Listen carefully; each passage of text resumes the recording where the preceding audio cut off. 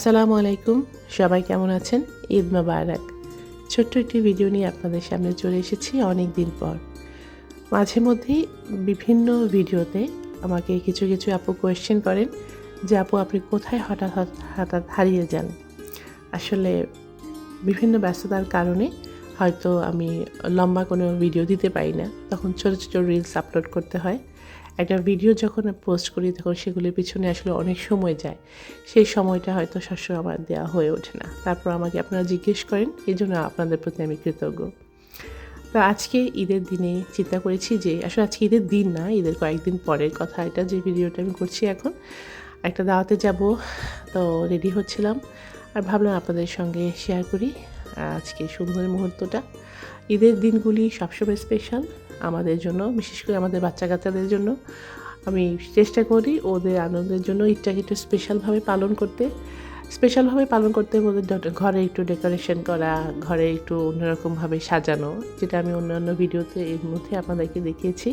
আমি চেষ্টা করি ছোটো আকারে হলেও সেগুলি ঘরে করা, যেন বাচ্চারা ঈদের আনন্দটা বুঝতে পারে। আমি রেডি হচ্ছিলাম, বাইরে যাব। তো আমার সাজগোজের মধ্যে সবথেকে ইম্পর্টেন্ট যেটা, সেটা হচ্ছে চুড়ি আর আংটি। আমি চুড়ি আর আংটি অর্নামেন্টসের মধ্যে সবচেয়ে বেশি পছন্দ করি, আর আমার হাত ভরে আংটি পরতে অনেক ভালো লাগে। একদম ছোটোবেলা থেকে অভ্যাসটা আমার, আংটি পরতে আমার ভীষণ ভালো লাগে, আর হাত ভর্তি চুড়ি। এখন যদিও সবসময় এটা পরা হয় না, তারপর বাইরে গেলে বিভিন্ন দাওয়াতে আমি এই দুইটা অর্নামেন্টস পরতে কখনো ভুল করি না। তো আজকে রেডি হয়ে যাচ্ছি। আজকে আমাদের বিথি ভাবির বাসায় দাওয়াত। তো বাচ্চাদেরকে রেডি করে দিয়ে আমি রেডি হয়ে নিলাম। বাইরে এত সুন্দর ওয়েদার। সাধারণত এই ধরনের ওয়েদারে আমি ঘরে থাকতে বেশি পছন্দ করি। বৃষ্টির সময় বা বৃষ্টির যে আগের সময়টা, আকাশ যখন মেঘলা হয় আর এরকম চমৎকার ওয়েদার, বাতাস থাকে, তখন মনে হয় যে আমি বাইরে বসে অনেকক্ষণ এই ওয়েদারটা দেখি। বৃষ্টির সাথে একটা অদ্ভুত সম্পর্ক আছে আমার। যখন বৃষ্টি পড়ে বা মেঘলা হয়, বৃষ্টির আগের মুহূর্তটা আমার বাসায় থাকতেই বেশি ভালো লাগে। কিন্তু আজকে যেহেতু ঈদের জন্য দাওয়াত, আজকে আনন্দটা আমার জন্য অন্যরকম।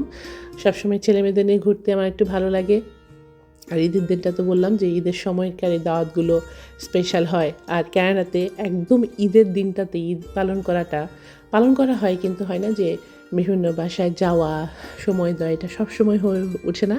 এবারে ঈদটা যেহেতু হয়েছিল উইকডেজে, তাই আমরা অনেক কিছুই যেভাবে করা উচিত ছিল সেভাবে পালন করতে পারিনি। তবে ঈদের দিনে আমরা সাইমাদের বাসায় গিয়েছি। ঈদটা আলহামদুলিল্লাহ ভালোভাবেই কেটেছে। বিকালবেলা আমি গিয়েছিলাম বাচ্চাদেরকে নিয়ে। আর ঈদের কয়েকদিন পরে এই যে যাচ্ছি আজকে প্রীতি ভাবিদের বাসায়। আজকে এত সুন্দর ওয়েদার, বাইরে বেশ কিছুক্ষণ এই চমৎকার ওয়েদার দেখতে দেখতে আমার বেশখানি সময় পার হয়ে গেছে। তো এর মধ্যেই রওনা দিয়ে দিয়েছি ভাবিদের বাসার উদ্দেশ্যে। আর নাস্তা বরাবর যেরকম ঈদে থাকে মজাদার খাবার, সেটা তো ছিলই।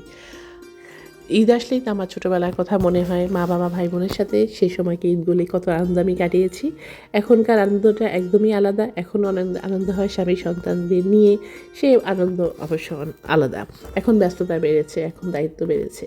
এই সময় আমি চেষ্টা করি যে বাচ্চাদের সঙ্গে আনন্দটা ভাগাভাগি করে নিতে। এইসব দেশে ঈদের আনন্দটা পুরোপুরি বোঝার একটাই উপায় হচ্ছে কারো বাসায় যাওয়া অথবা কেউ আমাদের বাসায় আসা।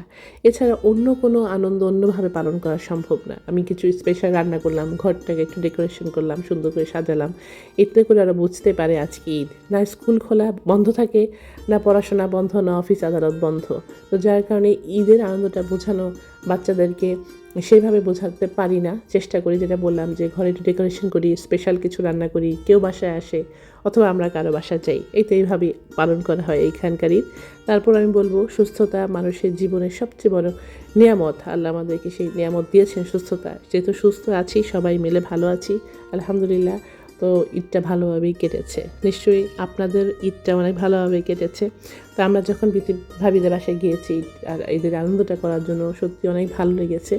বেশ অনেকটা সময় আমরা সেখানে হাসি, গল্প, আড্ডা, অনেক রাত পর্যন্ত হয়েছে। নিশ্চয়ই আপনাদের ঈদও অনেক আনন্দময় কেটেছে।